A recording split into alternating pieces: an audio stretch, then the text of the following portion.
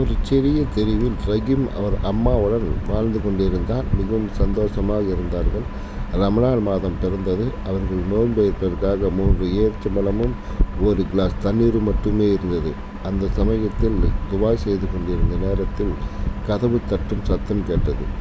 எழுந்திரித்து பார்க்கும்போது பக்கத்து வீட்டு பெரியவர், அம்மா, நானும் நோன்பிருக்கிறேன், ஆனால் சாப்பிட எதுவும் இல்லை என்று கூறி வருத்தப்பட்டார்.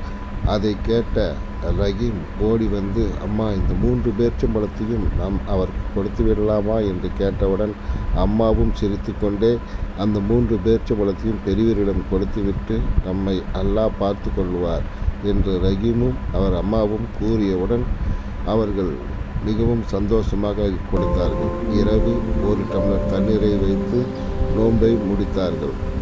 விடிய காலை வெளியில் வந்து பார்க்கும் பொழுது அவராலேயே அவரை நம்ப முடியவில்லை.